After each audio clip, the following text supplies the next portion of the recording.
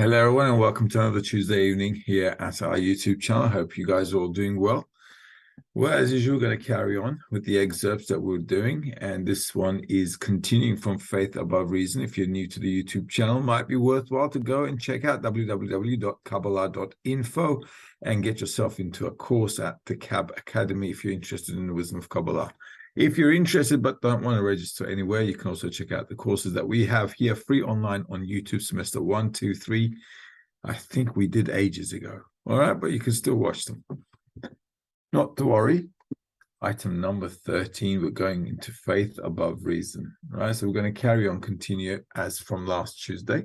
If you have any questions, as usual, you can shoot them through. No dramas. We'll try to find the answers here together from the excerpts of the Kabbalists. So this is item number 13 from Shamati, article number 14 of Baal Hassula.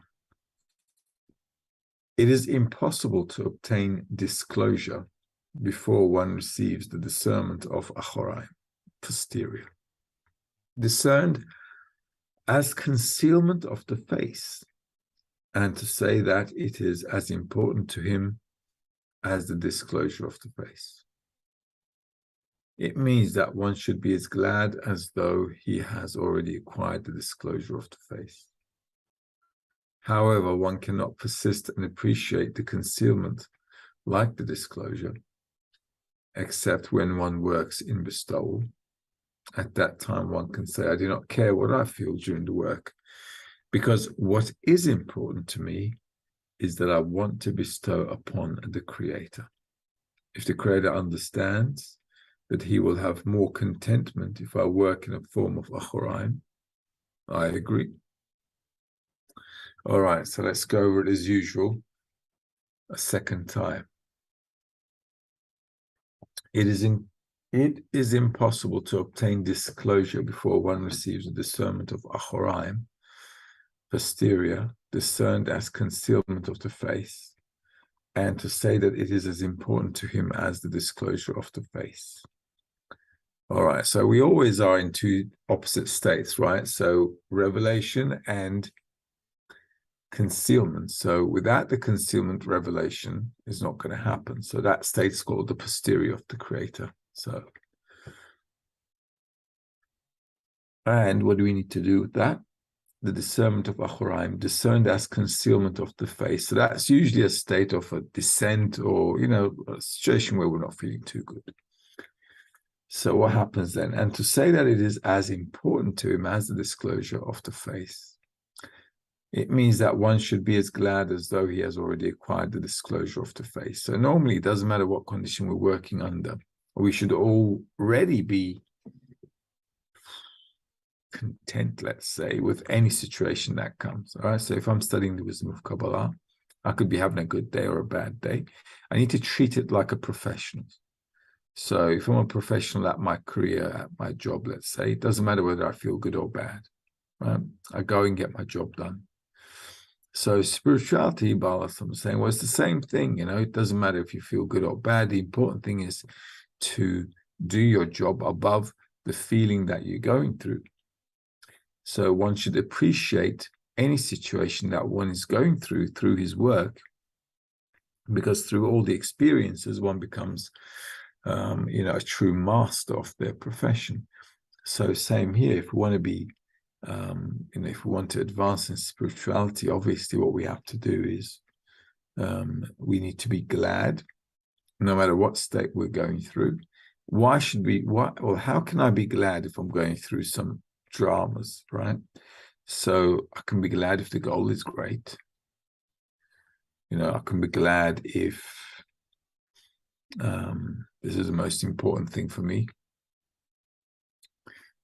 If I'm going through some negative states, I can be glad because I understand that by going through them, I get deeper discernments, and that can actually bring me closer to the goal. So, we can go through some negative stuff in life, and at the end of it say, well, it's a good thing I went through that because I gained a lot of experience. There is no experience without negative stuff. There's no, no pain, no gain, as they say. So that's just how it is. So if most of the time in spirituality, we don't like going through these negative states because we don't see results, right? In corporeal reality, you can see results, or you can at least imagine, plus or minus what's going to happen and so forth. In spirituality, you got no idea. In spirituality, you got no idea if anything at all is going to happen. Zilch, nothing. So it's like so when a person puts a lot of effort in there and it takes like years, and if there's still no result, they're like, well, later, I'm out of here. So in order to, we need to overcome that state, obviously, right? Because if I keep running away from anything I want to achieve, I won't achieve anything. And with spirituality, we need to understand that we're going through a growth process. So that growth process, like for any human being, takes ages. We're not just born and then all of a sudden, next day we're like up and running. So it takes quite a lot of time for a person to study, to work, get the experience under their belt, and to, have some kind of a balance in their spiritual work where they're less impacted or affected, let's say, by the ups and downs. So in order for anyone to stabilize themselves in any work, they need to go through those waves and they need to come out of it, basically. Okay, so I have to go through stuff, I have to come out of stuff, and as I go up and down, getting in and out of stuff, I become more solid. I have a better foundation, and then I can, put my foot forward with confidence. So that's going to take time, as it does with anything in life.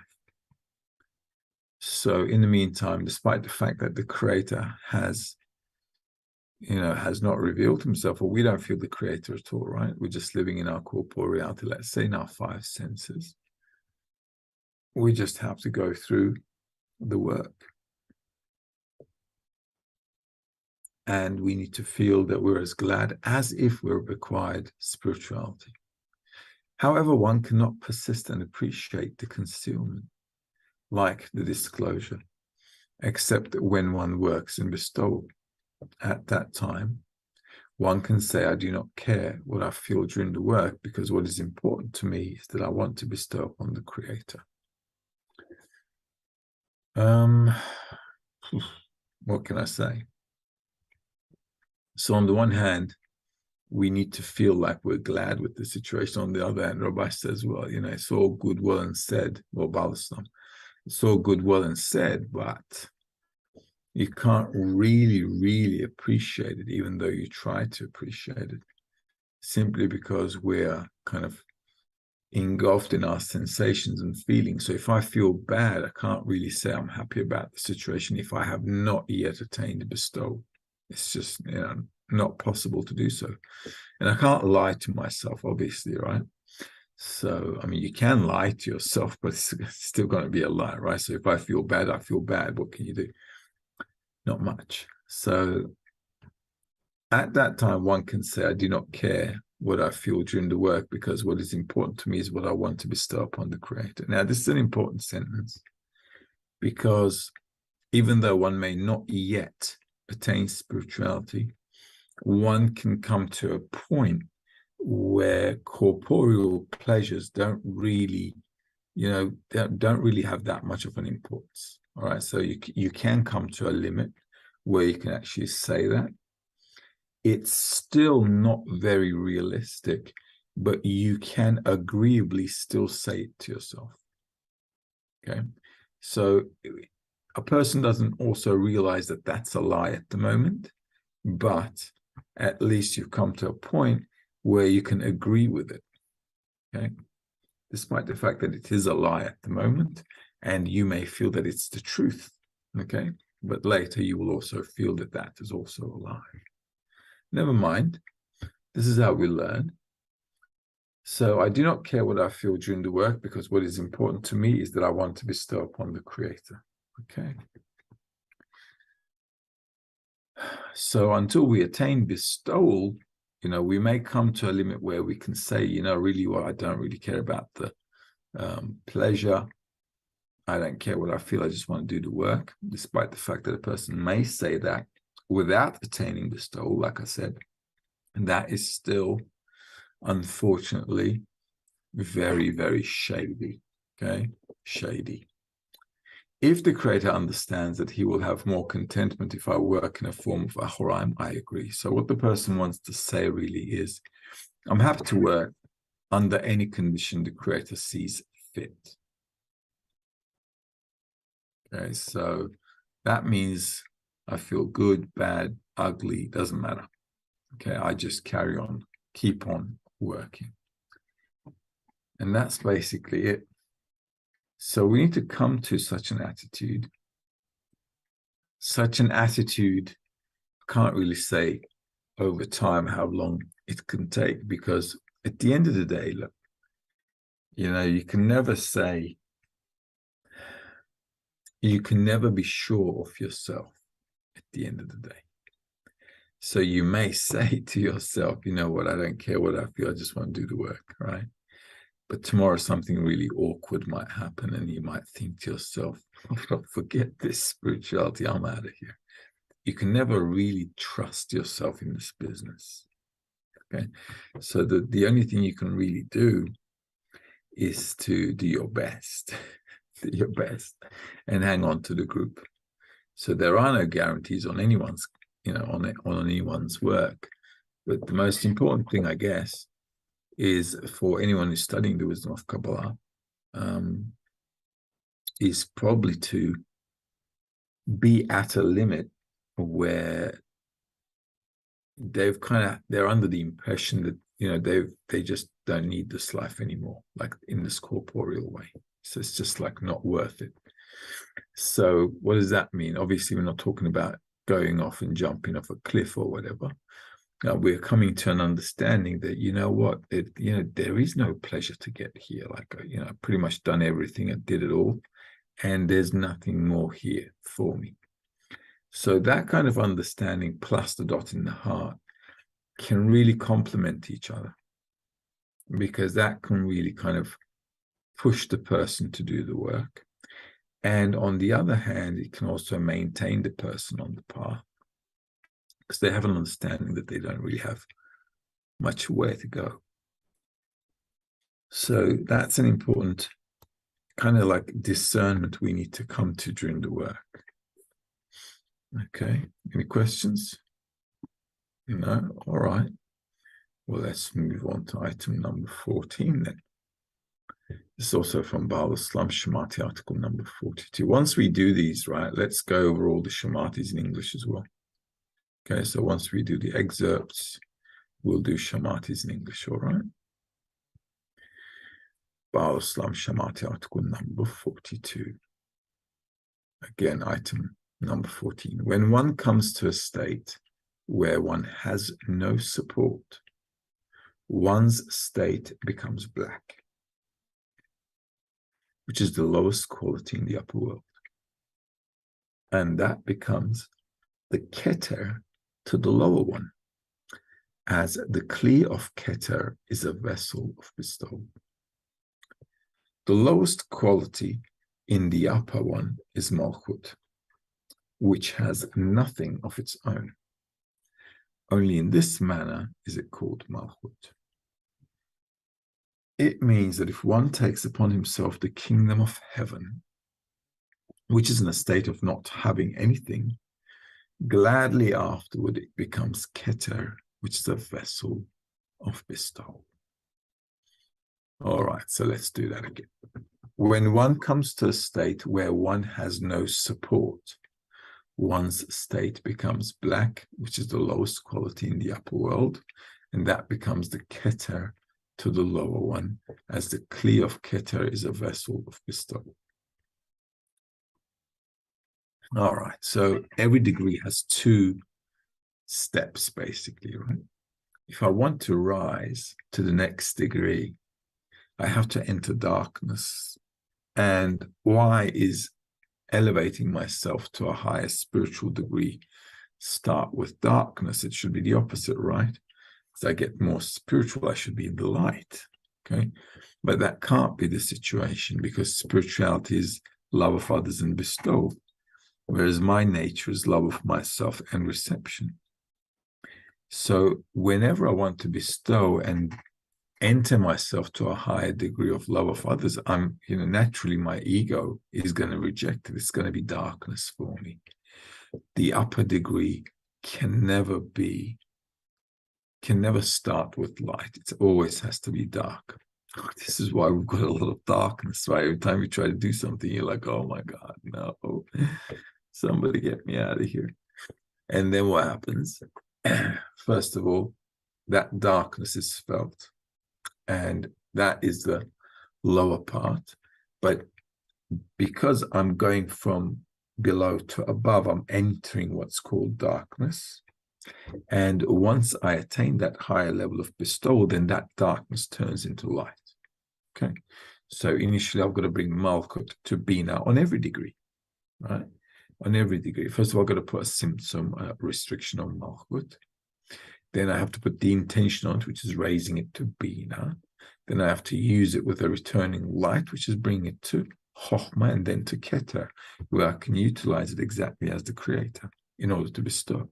So that's how Malchut kind of goes all the way up from the 10th Sephirot to the first Sephirah. Okay. The lowest quality in the upper one is Malchut, which has nothing of its own. So the upper degree also starts with Malchut, right? So if I'm, let's just, for the sake of an example, let's say if a person is going from one degree to another, when I'm moving to the next degree, the initial degree I'm in it's Keter, right? Because I've kind of completed that. Okay, so I need to now go to the next degree. The upper degree starts with Malchut. So it's always going to be darkness, right? Because I'm now entering a new reception. Okay, I'm entering a new coarseness. Okay, and when I'm entering that new coarseness, I'm going to obviously have a descent, right? Because my ego is increased, my coarseness is increased. So every time my ego increases, I'm going to be in this descent, right? It's going to be heavy to get myself back up and running again. Right. So this is why if I'm feeling heavy, it's actually good, because it's now the beginning of the next kind of level. Okay. So my egoism is increased and I'm feeling heavy, lack of desire. I don't want to do anything, and, that's it. But if I then understand the situation I'm going through and I hang on to the environment and keep pushing and pushing and pushing, then what happens is I begin to gather the force in order to, stand against that egoism. So the first thing I need to do is to be able to stand against it, right? Because only then, once I can stand against it, then I can have a restriction on top of it, which means I got the power not to now enter a descent because of it. Does that make sense?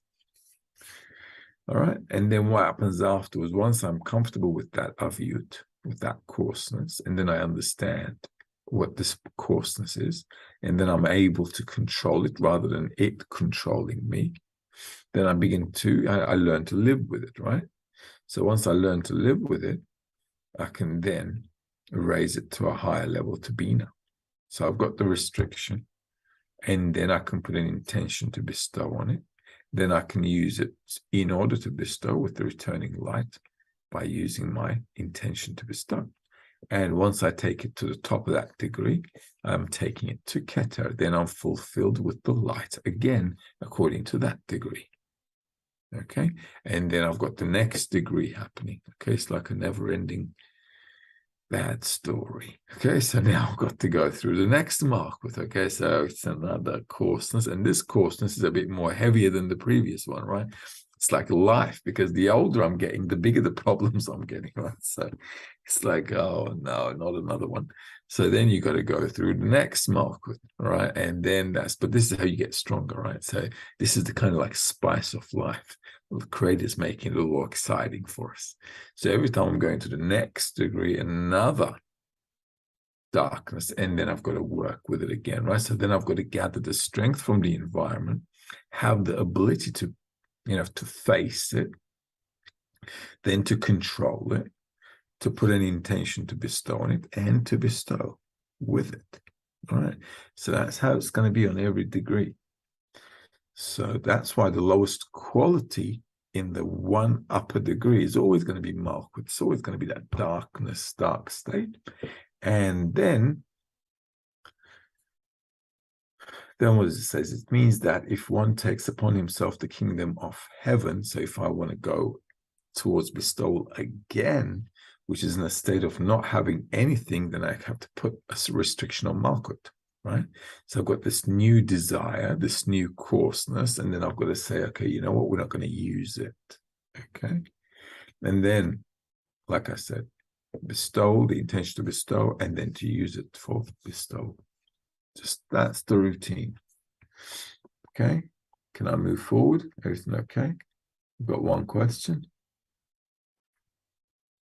It's okay is asking, are we working to come to where we are more aware of and working with these specific states when working in the 10? Are we working to come to where we are more? Yeah, we should be more aware. Absolutely. Absolutely.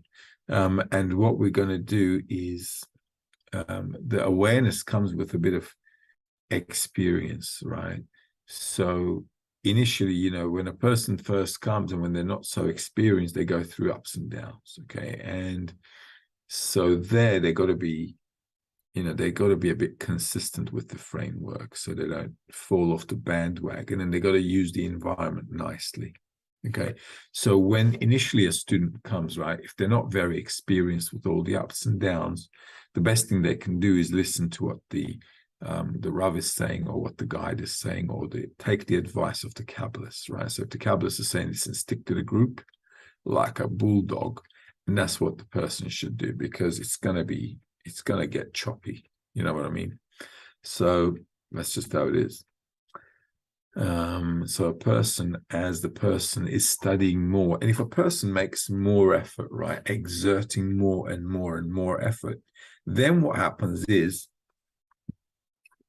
you're going to go through more ups and downs. So this is like against logic, right? So the more I'm doing, the more slapped around. I'm kind of like being slapped around more. But that's the beauty of it. Why? Because you're shrinking time.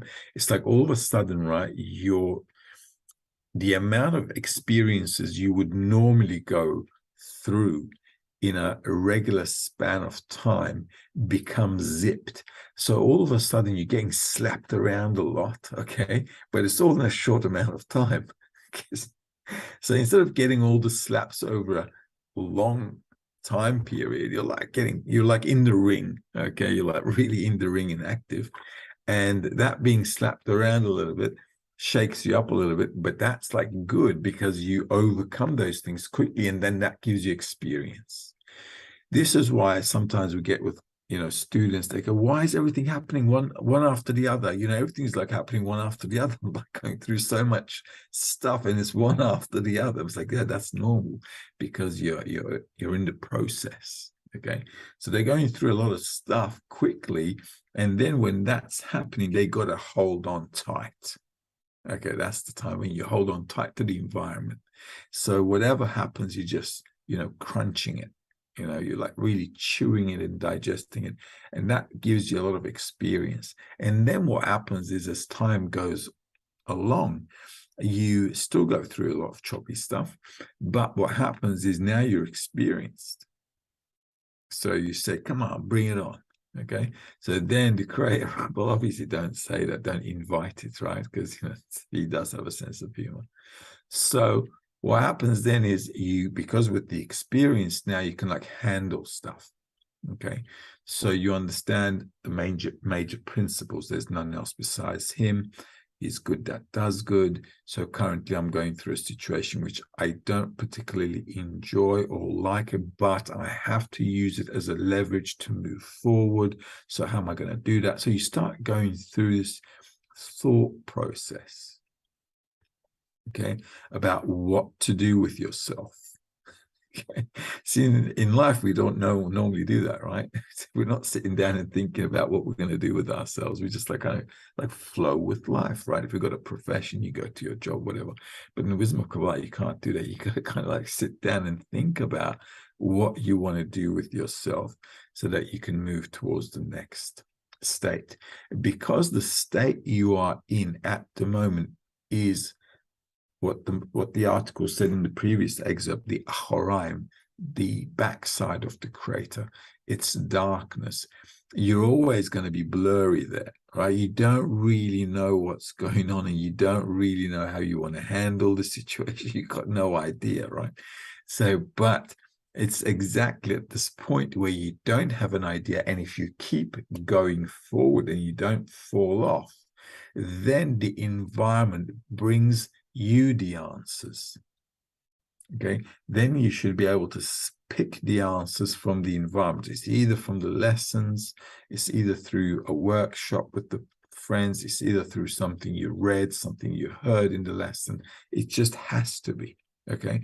Because that blurry situation, if you want to overcome it, should now bring you a solution as well. It can't just stay there blurry forever. Okay.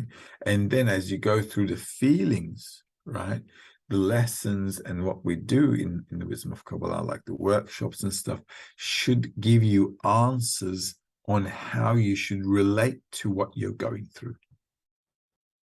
And if you understand that relation and then you put yourself in alignment, then you take on the heaviness, right? The extra avut or the darkness, call it whatever you like. You take it on and you learn to deal with it according to the idea or the solution you got from the environment, like the lessons, and then you work with it in that direction. That will then allow you to go above the situation. And then what you're doing constantly is going above what's coming to you all the time. Okay. And then you get into a point where, life throws you a bunch of stuff and you're like, yeah, well, this is how I'm going to deal with it. This is how I'm going to deal with it. And so on. All right. So it's really important to go through these stuff and not to just run away when you're feeling bad. Okay. Okay. So yeah, we need to be aware of everything. And like I said, that's going to take experience. Isoke is asking again, what does it mean, a state where one has no support? Because I don't feel like I'm getting any answers or solutions to what I'm going through. It's like I've got nothing, right? So I'm going through a state. I don't know what to do with myself. It's like completely, I got no idea what to do with myself. It's like hanging in the air, right? That's how you feel. And that's fine.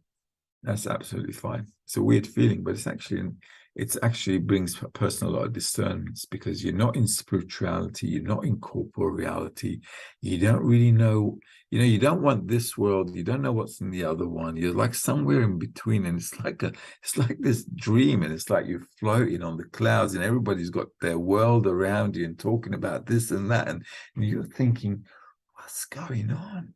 Okay, so that kind of stuff is like very nice. It's like kind of, because it gives you the impression that you're kind of disconnecting from corporeality. You know what I mean?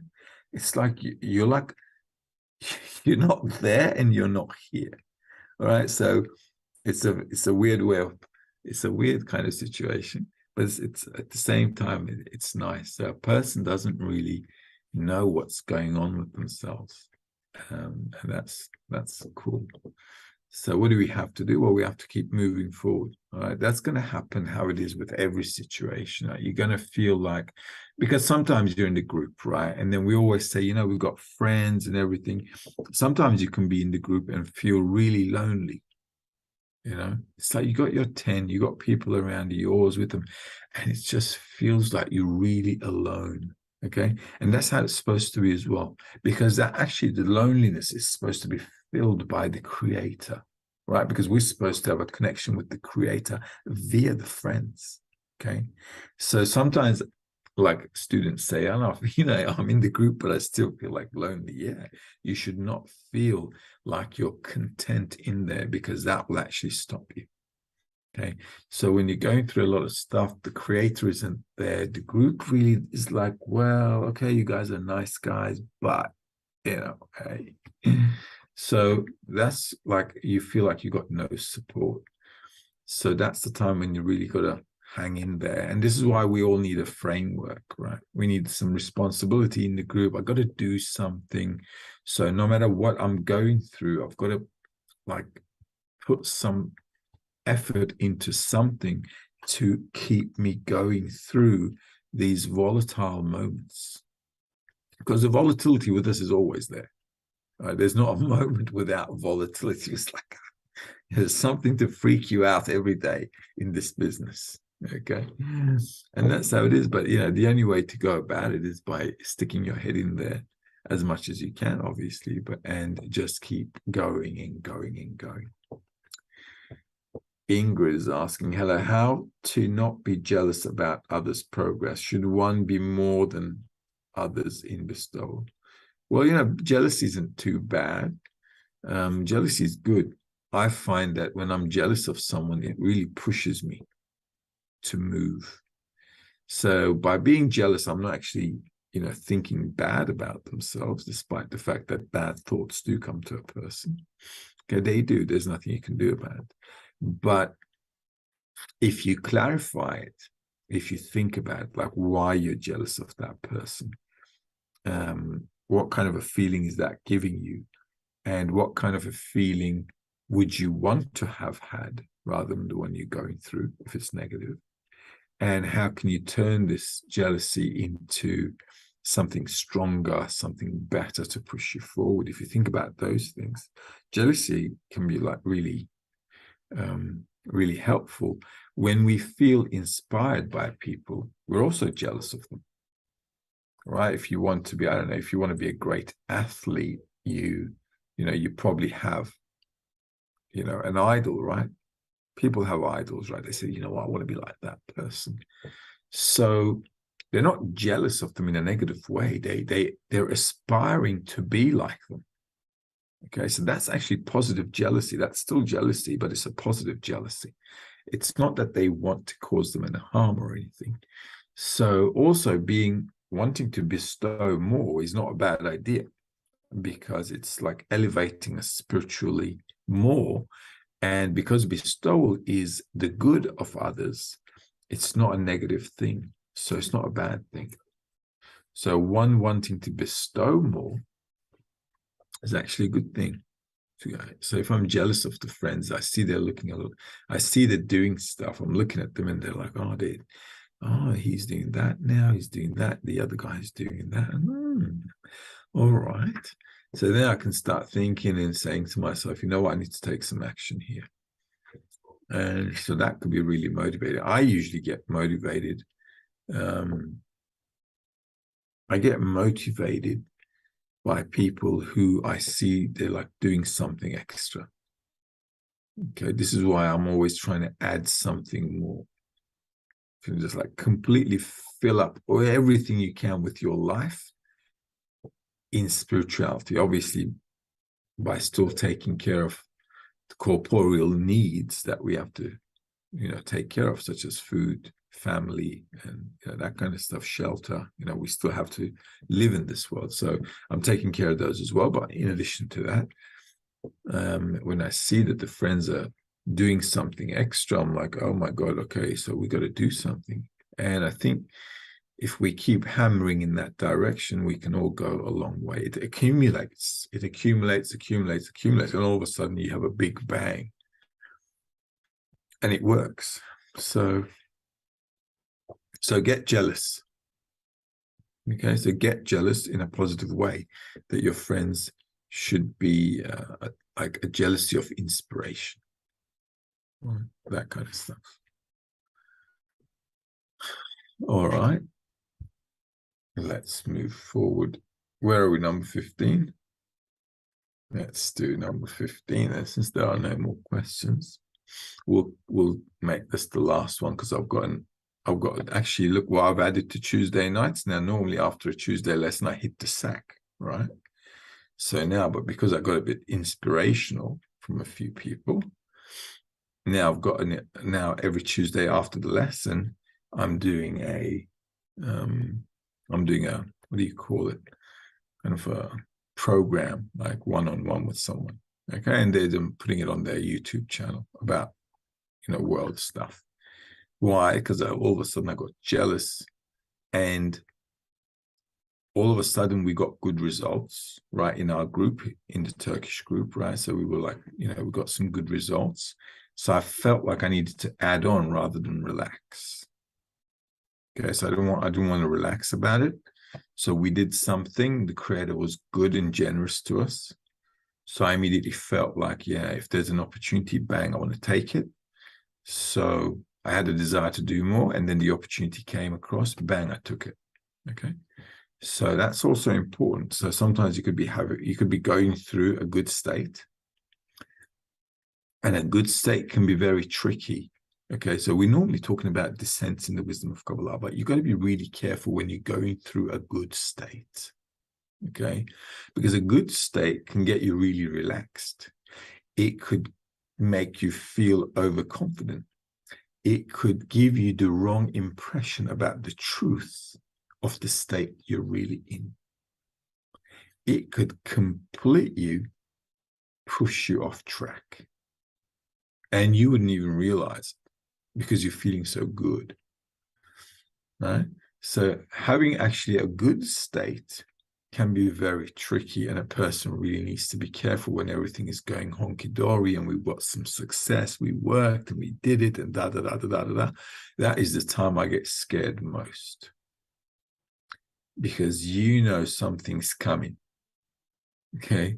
And you better do something about it right now, okay? And not wait for it.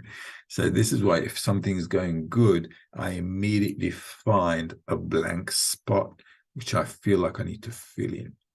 Okay, so before the creator pushes me, I want to push. Okay, so I want to do a bit more. I want to add a little bit more. Then the creator takes a step back. Okay, because you move towards him. If the creator comes towards us himself, it's going to be darkness. Okay, but if you take advantage of the situation and then you use the environment, because now you got force and power from the environment because you did something, then you need to take the force from there to add on. So if you add on, then you're moving towards the creator. You don't need a push from behind. Does that make sense? Right? So especially when we're in an elevated state, a person feels good and lets the guards down. And that's the time, bang, you're going to get slapped because you let your guard down. Okay, you just sticking your face, saying, come on, hit me.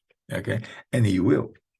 So the important thing here is, right, immediately when you have that, you did the work, you got somewhere, bang, you got to start looking. So they've got a good example in the text, the old hunchback man who's always looking in front of him not to trip over stuff as if he lost something. He's constantly looking around to make sure he doesn't trip. Okay, so that's how our work should be as well. So, be mindful about being in a good elevated state as well, because elevated states are more tricky. I've seen a lot of people fall off the bandwagon, not because of bad states, but because of good states as well. All of a sudden, life got a little bit better.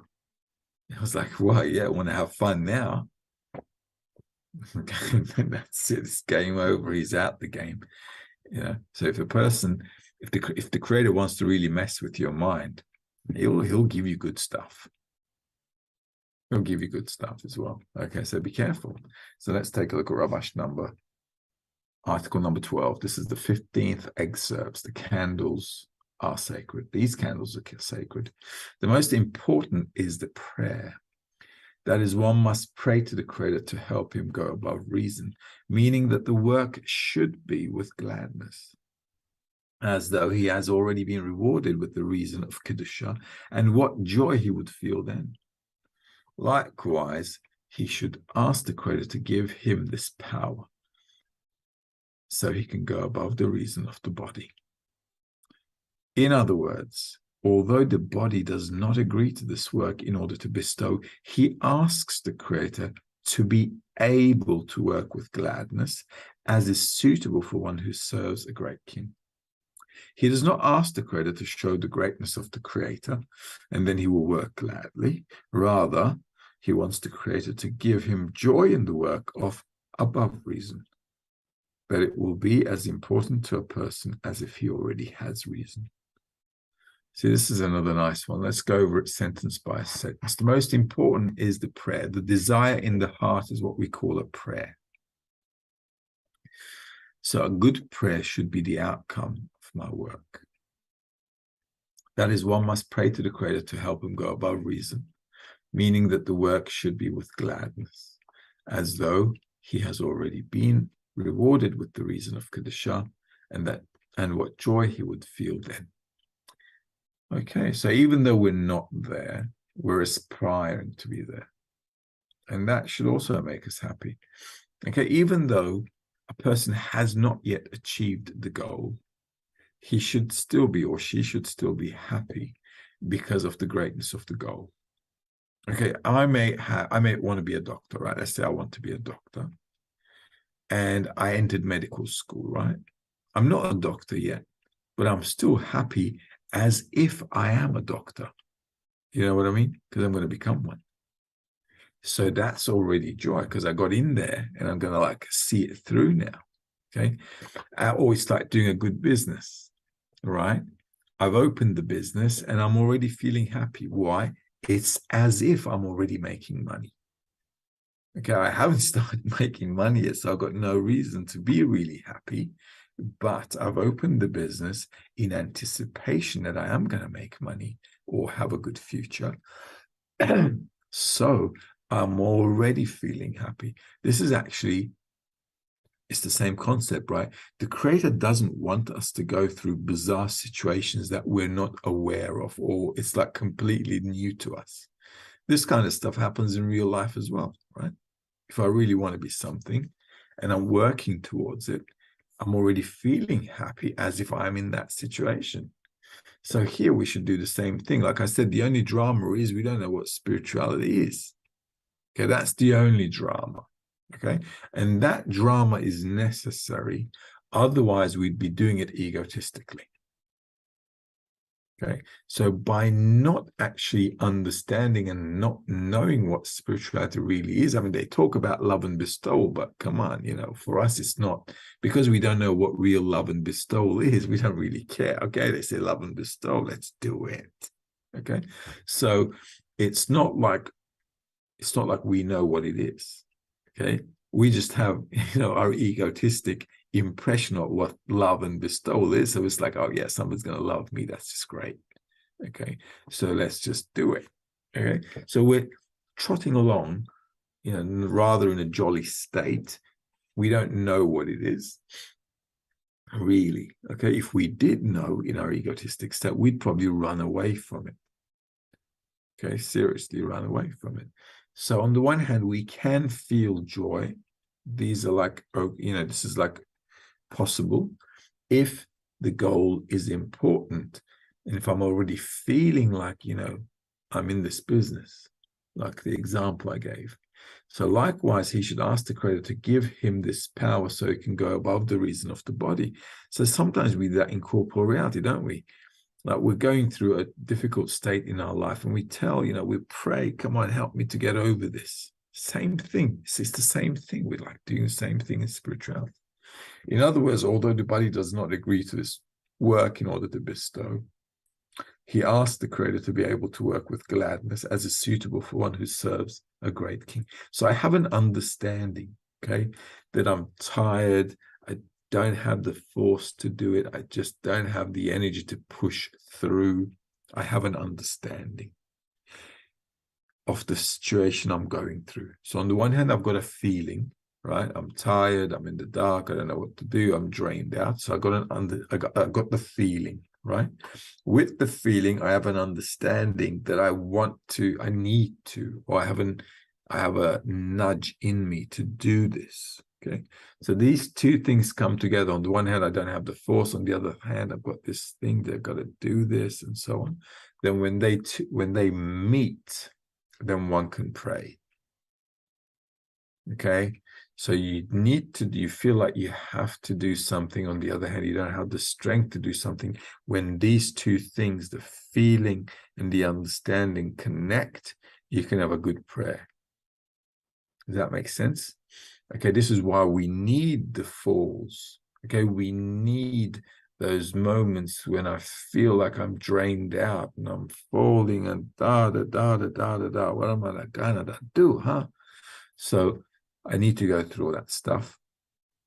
And if I work still, like we're doing now, like we're reading the articles, then on the other hand, but the goal is so important and I've got to get this done. There's a meaning to my life. So you've got these like conflicting things in you. And then when they click, it's like bingo. And that's the kind of state we need to get to at every descent I'm going through. He does not ask the Creator to show the greatness of the Creator, and then he will work gladly. So we don't want to give the Creator any conditions, right? We don't want to tell the Creator, listen, come out and play, and let's, get it rolling. Okay, so we don't want to kind of like tell him we're happy to love if you just come and, come out and play. Why? Because that's egotistic as well. If you want to go towards the Creator, you can't give him conditions because then it becomes conditional love, not unconditional love. And conditional love means I'm going to love you according to how I feel is okay with me. Okay. And that's not going to work out in spirituality, is it? So that's why we cannot give the Creator any conditions. Rather, we want the Creator to give him joy in the work of above reason. So I want to feel like I've got a desire to receive, but I want to feel like I'm floating on top of it. Okay, I don't feel like it's dragging me down. I don't feel like it's controlling me. I want the Creator to help me so I feel like I'm above all my desires. That's called above reason. That it will be as important to a person as if he already has reason.